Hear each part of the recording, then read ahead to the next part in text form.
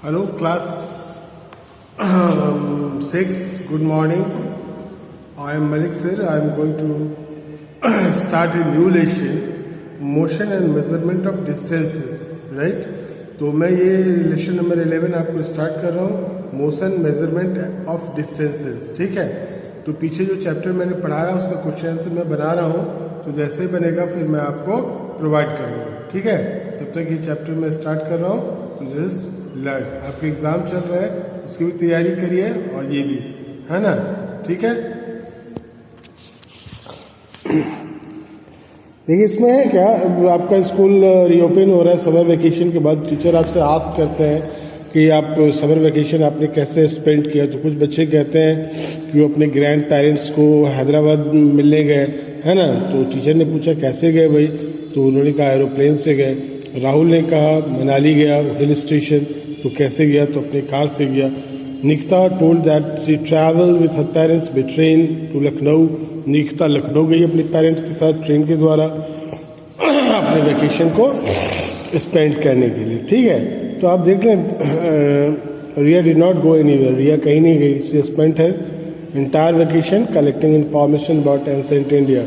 Do you know how people travel from one place to another in earlier time? क्या आपको पता है earlier times में जब ये हमारे पास ट्रेन, एरोप्लेन्स, मोटरसाइकिल या कार ये सारे कुछ नहीं हुआ करते थे, तो लोग एक जगह से दूसरी जगह कैसे ट्रैवल करते थे, है ना. In ancient time when no means of transport were available, people travel mainly on foot and carried luggage on their back. तो जब कल्पना भी कर सकते हैं आप, एंशिएंट टाइम में, प्राचीन समय में मीन्स ऑफ ट्रांसपोर्ट हमारे पास नहीं अवेलेबल था, तो लोग मेनली क्या करते थे, अपने पैरों से ही चलते थे. एक जगह से दूसरी जगह मूव करते थे और अपने जो लगेज, अपने जो सामान हुआ करते थे उनको अपनी पीठ पर लाद के एक जगह से दूसरी जगह ले जाते थे.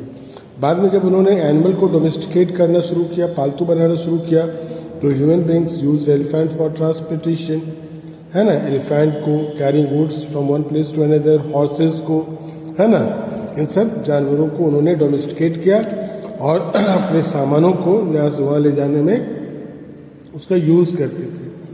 जब इन्वेंशन हुआ व्हील का, जब व्हील का आविष्कार हुआ, चक्के का, ब्रॉट अबाउट मेनी चेंजेस. तो उसके कारण से बहुत सारे चेंजेस हुए, बहुत बदलाव हुआ, एक रिवॉल्यूशन हुआ, एक आंदोलन कह लीजिए. लोगों ने अपने दिमाग से कार्ट बनाना शुरू किया, गाड़ियाँ बनाना शुरू किया, जिसको एनिमल्स खींचा करते थे, है ना.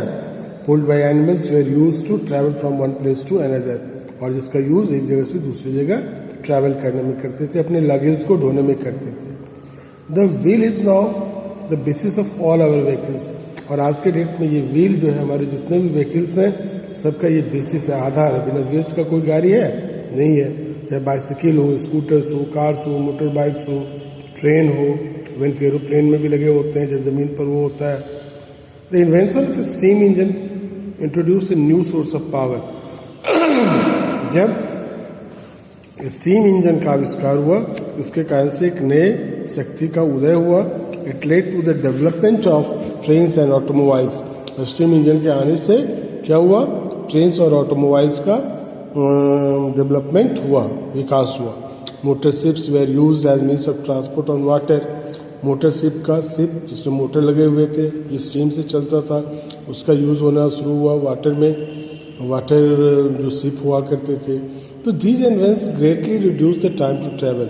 और इन इन्वेंशन के कारण से जो हमारा बहुत सारा समय लग जाता था एक जगह से दूसरी जगह ट्रैवल करने में, वो अब कम समय लगे, काफ़ी कम हो गया वो समय, है ना. टुडे इलेक्ट्रिक ट्रेन है हमारे पास, एरोप्लेन्स है, सुपरसोनिक जेट्स हैं, हाई स्पीड ऑटोमोबाइल्स हैं, have further reduce the time taken. और इनके आविष्कार के बाद तो और भी हमारा समय जो है कम लगने लगा है एक जगह से दूसरी जगह ट्रैवल करने में. Space ships are use to transportation to outer space. जब वो स्पेस के बाहर जाते हैं तो स्पेस शिप का यूज़ किया जाता है. अब इसमें हम लोग आते हैं मेजरमेंट, निर्धारण. तो measurement is one of the most important process in science. Science की जहाँ तक बात है या फिर हमारे रोज़मर्रा की ज़िंदगी की बात है, वह मेजरमेंट का काफ़ी इम्पॉर्टेंस है ना. We get up in the morning, get ready and go to school. ठीक है, हम लोग सुबह में उठते हैं, तैयार होते हैं, स्कूल जाते हैं. What time should we get up? तो किस समय हमें उठना चाहिए, किस समय हमको तैयार होना है और किस समय स्कूल जाना है, ये सारी बातें हैं। तो समय जब हमको मालूम नहीं होगा तो फिर दिक्कत होगी। तो these question are related to measurement of time. तो ये क्वेश्चन जो अभी आए ये सभी मेजरमेंट ऑफ टाइम से रिलेट करता है। How much distance do we travel from one our home to our school. हम लोग अपने घर से स्कूल कितना दूरी हमने ट्रैवल करके अपने स्कूल पहुंचा। और ये क्वेश्चन जो है रिलेट करता है मेजरमेंट ऑफ लेंथ से। When we buy fruits and vegetables, shopkeeper measures the quantity, quantity को मेजर करके देता है। ये हुआ, this is the measurement of mass. When we fall ill, doctor measures our body temperature. नहीं, तो ये मेजरमेंट क्या हुआ, टेम्परेचर का हुआ। तो इस तरह से हम लोग मेजरमेंट को कैसे डिफाइन कर सकते हैं। Measurement is the process of comparing, है ना, measurement is the process of comparing the unknown quantity of an object to be measured with a standard unit of measurement. हम लोग क्या करते हैं, ये एक ऐसा प्रोसेस है, कंपेयरिंग का प्रोसेस है। हम लोग कंपेयर करते हैं अननोन क्वांटिटी को, है ना, एक ऑब्जेक्ट के अननोन क्वांटिटी को जिसको मेजर करना है उसकी तुलना हम लोग करते हैं एक स्टैंडर्ड यूनिट ऑफ मेजरमेंट। जैसे आपको 1 किलो आलू खरीदना है तो दुकानदार क्या करता है, एक तरफ बटखरा चढ़ाता है 1 केजी का, उसके बराबर उसके तुलना में आपको वो उसके बराबर आपको चीनी आलू या जो कुछ भी तो लेना है आपको उतना वो तौल के देता है, तो उससे कंपेयर करता है जो बटखरा है। ठीक है, तो measurement is the process of comparing the unknown quantity of an object to be measured with standard unit of measurement. So the quantities like length, mass, volume, time, speed and temperature that can be measured are physical quantities। इन सारी चीज़ों को physical quantities कहते हैं। Any quantity that can be measured, कोई भी quantity जिसको measure किया जा सकता है उसको हम लोग physical quantity बोलते हैं। ठीक है,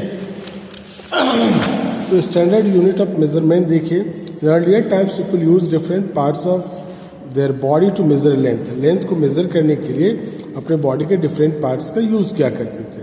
जैसे length of an object was measured by using hand span, cubit, arm length, है ना, पेस, फुट या fathom length of the outstretched arm. इन सब का यूज किया करते हैं लेंथ को मेजर करने के लिए। तो hand span, cubit, pace and other unit based on the length of the body parts are not accurate and reliable. लेकिन ये सारे जो थे एक्यूरेट नहीं हुआ करते थे, नहीं ये रिलायबल थे, विश्वसनीय थे, क्योंकि अलग अलग जो आदमी हैं उनका हैंड स्पैन का लेंथ, क्यूबिट का लेंथ, पेस का लेंथ या जो दूसरे यूनिट थे उसका लेंथ वो अलग अलग होता था। ठीक है, एक कमरे की लंबाई नापनी है तो किसी को 10 कदम होगा, है ना, एक बच्चे को 15-20 कदम हो सकता है। तो इसलिए सब दोनों अपने अपनी जगह सही है, तो इसलिए यहाँ पर कंफ्यूजन क्रिएट करता था, एक्यूरेट नहीं हुआ करता था। Because different peoples have different length of body parts, क्योंकि अलग अलग लोगों के जो बॉडी पार्ट्स होते हैं वो अलग अलग लेंथ के होते हैं। They can not be use as standard units of measurement of as length of the body parts varies from person to person. चूँकि वैरी करता था उनका लेंथ, इसलिए उसको हम लोग स्टैंडर्ड यूनिट में नहीं ले सकते थे। तो देयरफॉर पीपल रियलाइज, लोगों ने महसूस किया the need of standard units of measurement, कि कोई ऐसा यूनिट हो जिस पर सबका भरोसा हो और वो एक्यूरेट भी हो, है ना। तो standard units of measurements are those that have fixed quantity. Standard units of measurement उनको कहते हैं जिनका वैल्यू जो होता है फिक्स्ड होता है, and therefore do not vary from person, और वो पर्सन टू पर्सन वैरी भी नहीं करता, पर्सन टू पर्सन या प्लेस टू प्लेस वैरी नहीं करता। तो standard units of measurement are those that have fixed quantity means value and therefore do not vary from person to person और place to place. So it is necessary to have standard unit. इसलिए हमारे पास जरूरी था कि हमारे पास standard unit हो measurement के लिए, है ना। और किस लिए, for the sake of uniformity, एक रूपता हो हर जगह, उसमें कोई कंफ्यूजन नहीं हो और कन्वीनियंस भी हो, सुविधाजनक भी हो, है ना। यहाँ देखिए एक कॉपी है of the standard metre and standard kilogram weight are kept at the National Physical Laboratory NPL। एक कॉपी है ना, जो आपको रखा गया है स्टैंडर्ड किलोग्राम वेट का, वो नेशनल फिजिकल लैबोरेटरी दिल्ली में है, वहाँ पर है। और उसी के बराबर जितने भी सारे बनते हैं उसी का कॉपी होता है। Metre rods and kilogram weights used in market are copies of the standard. These standard, ये जो स्टैंडर्ड रखे गए हैं वहाँ उसी का कॉपी जो है हम लोग यूज़ करते हैं, है ना। The time standard is also maintain at NPL। Time का भी मेजरमेंट आपको नेशनल फिजिकल लेबोरेटरी जो दिल्ली में है NPL, वहाँ होता है। अब देखिए SI unit of physical quantities. In 1960 scientist adopted uniform and convenient common sets of standard units. 1960 में जो साइंटिस्ट थे ऑल ओवर वर्ल्ड के, उन्होंने एक यूनिफॉर्म एंड कन्वीनियंट, एक समान और जो सुविधाजनक सेट था स्टैंडर्ड यूनिट्स को, है ना, फिजिकल क्वांटिटीज को मेजर करने के लिए उसको उन्होंने अडॉप्ट किया। और this system is known as international system of unit, और इसी को इंटरनेशनल सिस्टम ऑफ यूनिट्स कहते हैं या फिर SI यूनिट्स कहते हैं। ठीक है, SI यूनिट आपको शॉर्ट फॉर्म है, फ्रेंच नेम है Le Systeme International de Unites का। SI units that are used in all the countries of the world for some physical quantities जो है यहाँ दिया गया है। लेंथ के लिए मीटर है, टाइम के लिए सेकेंड है, मास के लिए किलोग्राम केजी है, टेम्परेचर के लिए केल्विन है। ठीक है, तो आज के लिए यहीं तक, आगे फिर कल हम लोग डिस्कस करेंगे मेजरमेंट ऑफ लेंथ के बारे में। ठीक है, thank you, have a nice day.